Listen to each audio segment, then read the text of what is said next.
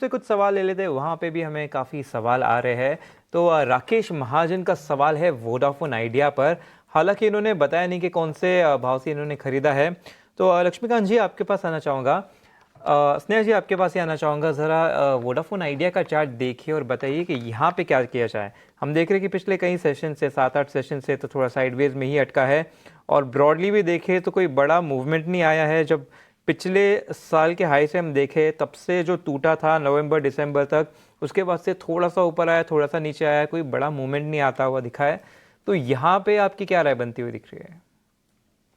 आज अगर आप देखें काउंटर काफी अच्छा करेक्ट हुआ है यहाँ पर। ओवरऑल ऐसा नहीं है करके कि बहुत ही मेजर डाउनसाइड लग रहा है इमिडिएटली। बट यस, कोई चार्ट स्ट्रक्चर में एकदम पॉजिटिव भी नहीं है। मे बी ये ऐसा काउंटर है जहाँ पे वो साइडवेज रहेगा। समथिंग कुछ इंपॉर्टेंट आया तब जाके इसमें एक अच्छी स्ट्रेंथ आ पाएगी, नहीं तो पॉसिबिलिटी करके कि ये कंसोलिडेशन के चांसेस ज्यादा रहेंगे, जहाँ पे 6.57 का एक सपोर्ट रहेगा, अपसाइड में एक रेजिस्टेंस है 9.5। तो ये एक रेंज रह सकती है 9.5 10 ये लेवल्स क्रॉस करने पे थोड़ा सा बाइंग इंटरेस्ट दिखने को मिल सकता है। तो अभी के लिए मेरा मानना है करके कि अगर किसी के लॉन्ग टर्म का आप होल्ड करें with a strict stop loss around 6.5, but ऐसा कुछ मेजर पॉजिटिव अभी के लिए तो नहीं लग रहा है। बस ये आपको देखना है करके कि ये 10.5 ये जोन निकलता है, तब यहाँ पे थोड़ा सा बाइंग इंटरेस्ट आ सकता है। और राइट, हम और एक बहुत अहम मुद्दे पर हम बातचीत करते हैं। जिस भी वक्त इस तरह का उतार चढ़ाव बाजार में दिखाई देता है, तो एसआईपी के जरिए निवेशक जो करते हैं, अपना पैसा शेयर बाजार में लगाते हैं, भले ही डायरेक्ट स्टॉक खरीद रहे हो या म्यूचुअल फंड खरीद रहे हो, तो कहीं ना कहीं वो एवरेज आउट करने की एक रणनीति अपनाते हैं। लेकिन डेटा अगर हम देखें तो डेटा शरद यहाँ पे थोड़ा सा परेशान करने वाला है। परेशान भी नहीं, मेरे ख्याल से एक चिंता दिखा रहा है, क्योंकि एसआईपी स्टॉपेज रेशियो देखिए, जब भी बाजार इस तरह के माहौल में हो शरद, तो हम देखते हैं कि एसआईपी से जो निवेशक पैसे लगा रहे हैं वो अपनी एसआईपी या तो रोक देते हैं। स्टॉपेज रेशियो जो हमने देखा जनवरी में 109% पर आया है। कविता, ये जो आया है एसआईपी स्टॉपेज रेशियो, हमेशा दर्शक हमसे पूछते कि क्या है।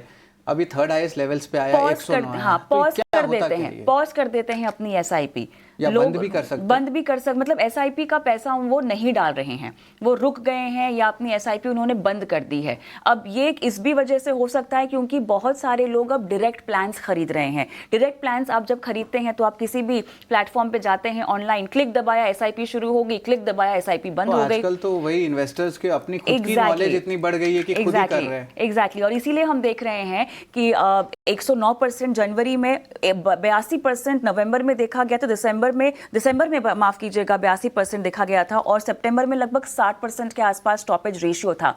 लेकिन ये आंकड़ा यहीं पर खत्म नहीं होता है शरद, क्योंकि कुछ और कंसर्न्स है। और इंटरेस्टिंगली बताता हूँ, जेफरीज की रिपोर्ट आई है। उन्होंने एचडीएफसी एम के साथ एक मैनेजमेंट रखा था। वहां पे मैनेजमेंट ने एक चीज इंपॉर्टेंट हाईलाइट की है कि एसआईपी जो इनफ्लोज है वो मॉडरेट हो सकते हैं। अगर वो फ्लोज मॉडरेट होंगे अगले 1 या 2 महीने में, तो जो आपने रेशियो बताया एसआईपी स्टॉपेज, वो शायद और बढ़ सकता है। 109 का लेवल से जनवरी का, तो वो शायद और बढ़ सकता है। तो वो आप जब मॉडरेट कह रहे हैं, तो अभी तक तो हमने लगातार 2 महीने मेरे ख्याल से 26,000 करोड़ के ऊपर आंकड़ा देखा है एसआईपी का। तो वो कम आ सकता है, कम आ सकता है या फ्लैटिश हो सकता है, बिकॉज इनफ्लोज तो आ रहे हैं ना ज्यादा।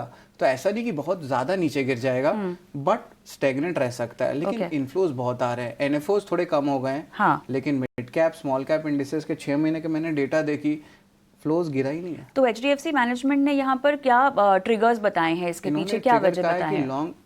थोड़ा सा इन्वेस्टर सेंटिमेंट का इम्पैक्ट आया है। और सबसे इंपॉर्टेंट चीज है कविता, M2M जो होता है यूएम का, उसमें गिरावट देखने मिला, इसमें भी आएगा। लेकिन लॉन्ग टर्म स्टोरी जो है, स्ट्रक्चरली कोई प्रॉब्लम नहीं है। शॉर्ट टर्म 2-3 महीने में प्रॉब्लम आएगा, ये अब आने लगे हैं। लेकिन एसआईपी के निवेशक को तो हमेशा लॉन्ग टर्म के बारे में ही सोचना चाहिए। टेक्निकली जब प्राइसिंग कम होती है तो कॉस्टिंग में बहुत फायदा होता है, आप ज्यादा यूनिट खरीद पाते हैं और आपका लंबी अवधि में एवरेज आउट भी होता है। और यही सब मामले समझाने के लिए बनो अपना फाइनेंस मिनिस्टर रोजाना शाम को 4 बजे हम लेकर आते हैं आपके लिए लाइव। अंश, बताइए।